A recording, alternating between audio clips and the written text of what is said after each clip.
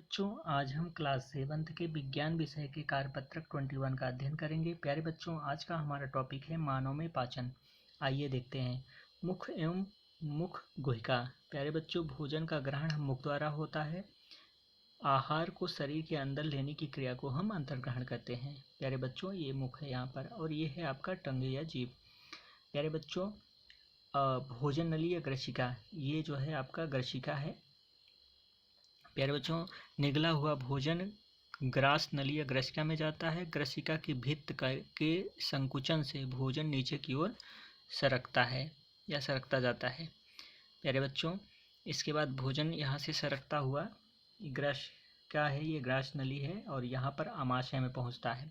तो आमाशय क्या है? आमाशय मोटी भित्त वाली एक थैलीनुमा संरचना है। यह एक ग्रसिका या ग्रास नली के खाद्य पदार्थ प्राप्त करता है तथा दूसरी ओर क्षुद्रांत में खुलता है। प्यारे बच्चों, आमाशय का आंतरिक स्तर सतह स्रावित करता है। आमाशय के आंतरिक भाग में 3 चीज़ें निकलती हैं: श्लेष्मक, पाचक रस और हाइड्रोक्लोरिक अम्ल।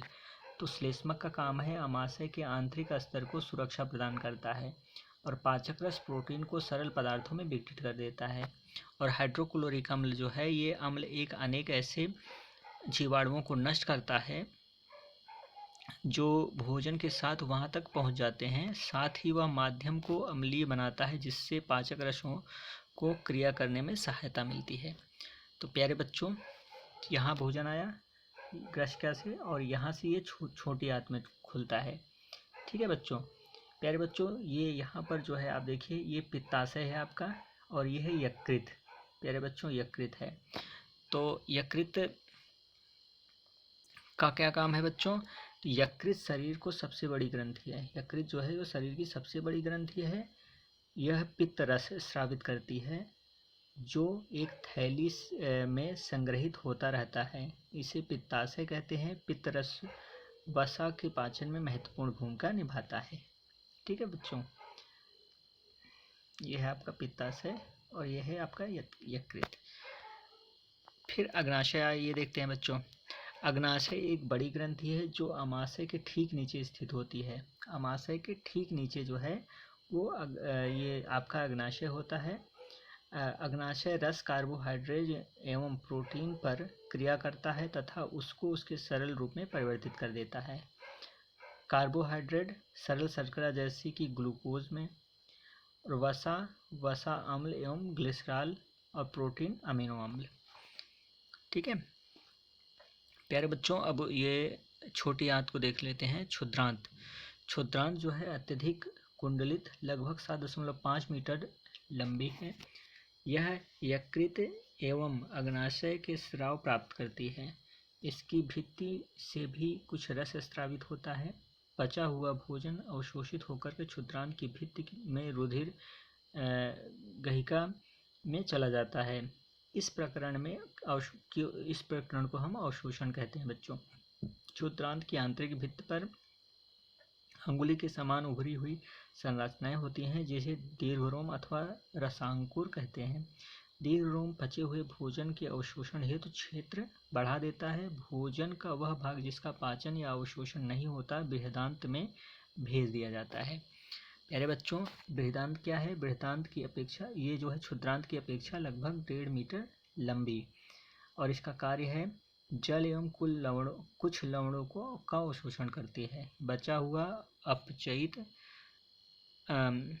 अपचित पदार्थ मलाशय में चला जाता है तथा अर्धठोस मल के रूप में रहता है तथा समय समय पर गुदा द्वारा यह मल बाहर निकाल दिया जाता है। इसे हम निष्कासन कहते हैं।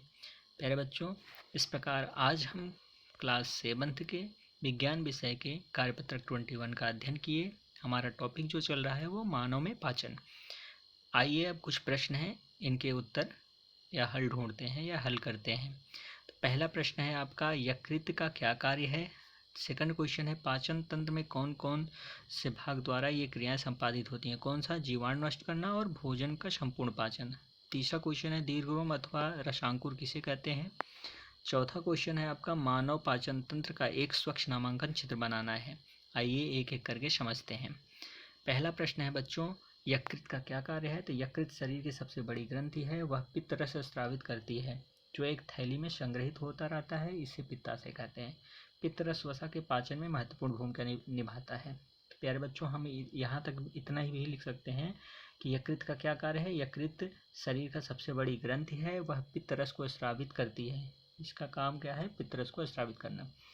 यहाँ तक भी लिख सकते हैं।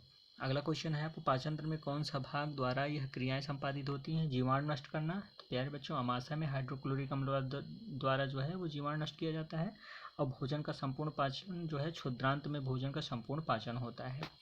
प्यारे बच्चों, अगला क्वेश्चन है आपका, दीर्घरोम अथवा रसांकुर किसे कहते हैं? तो इसका आंसर होगा दीर्घरोम या रसांकुर। क्षुद्रांत की आंतरिक भित्ति पर अंगुली के समान उभरी हुई संरचना होती है, जिसे हम दीर्घरोम या रसांकुर कहते हैं। प्यारे बच्चों, अगला क्वेश्चन था हमारा, मानव पाचन तंत्र का एक स्वच्छ नामांकन चित्र बनाना है। तो प्यारे बच्चों, ये है आपके सामने एक मनुष्य का जो है पाचन तंत्र का एक चित्र। इसी प्रकार से आपको बना लेना है, ठीक है प्यारे बच्चों। इस प्रकार से आज हमारा कार्यपत्रक 21 समाप्त होता है। प्यारे बच्चों, कोविड-19 के विरुद्ध लड़ाई में सुरक्षित रहने के लिए हमें जो है नियमित रूप से अपने हाथों को धोना चाहिए। धन्यवाद।